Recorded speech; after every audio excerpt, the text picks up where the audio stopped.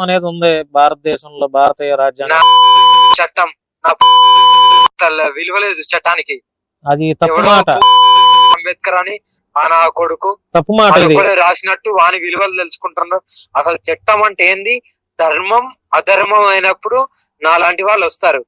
అంటే అంబేద్కర్ కూడా మీరు అట్లా అనకూడదు. అమ్మ శక్తి ఉందో, మన అమ్మ గర్భం దాల్చిన అమ్మ, అన్యాయం జరుగుతుందో, స్త్రీ శక్తి అన్యాయం జరిగినప్పుడు అక్కడ నాలాంటి వాళ్ళు ఉంటారు.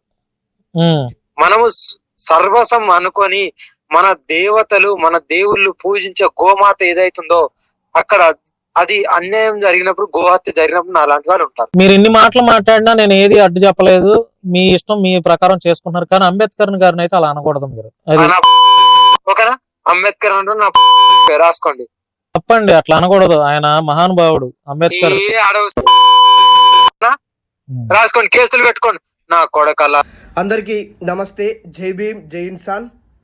ఈ మధ్య కాలంలో అఘోర్ అనేటువంటి ఒక వ్యక్తి చాలా నీచమైన పదజాలంతో దుర్భాషలాడుతూ అంబేద్కర్ గారిపై చేసినటువంటి అనుచిత వ్యాఖ్యల్ని తీవ్రంగా ఖండిస్తున్నాము.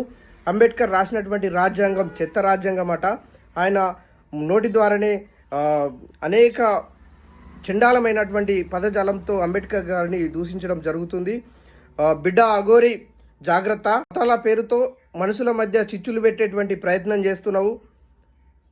హిందువులకు, ముస్లింలకు, క్రైస్తవులకు మధ్య ఒక చిచ్చును రగిలించేటువంటి ప్రయత్నం చేస్తున్నావు. ఇక్కడ తెలుగు రాష్ట్రాలలో ప్రశాంతమైనటువంటి వాతావరణం ఉంది. ప్రజలంతా కలిసిమెలిసి పనులు చేసుకుంటూ కలిసిమెలిసి బతుకుతున్నారు. వీరి మధ్య చిచ్చులు పెట్టే ప్రయత్నం చేస్తున్నావు. కాబట్టి ఖచ్చితంగా నీ మాటలు వెనక్కి తీసుకో. భారత రాజ్యాంగం రాసింది డాక్టర్ బిఆర్ అంబేద్కర్. ప్రజలందరి కోసం రాశాడు. ఇక్కడ ఏ ఒక్కరి కోసమో రాసింది కాదు.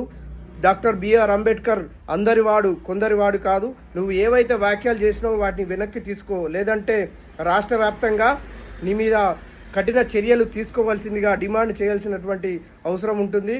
కాబట్టి ఖచ్చితంగా నువ్వు ఏమైతే మాటలు మాట్లాడినో వాటిని వెనక్కి తీసుకో.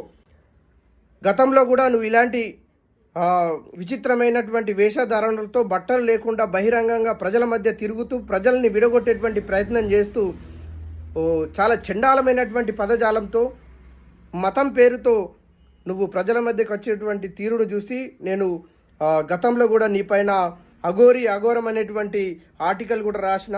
బిడ్డ జాగ్రత్తగా ఉంచుకో. మేము అంబేద్కరిస్టులం అంతా ఏకమైతే నువ్వు గాలికి కొట్టకపోతావు. విచిత్రమైనటువంటి వేషధారణలతో, విచిత్రమైనటువంటి పదజాలంతో మనుషుల మధ్య చిచ్చు పెట్టేటువంటి ప్రయత్నం చేస్తున్నావు. ఈ మధ్య కాలం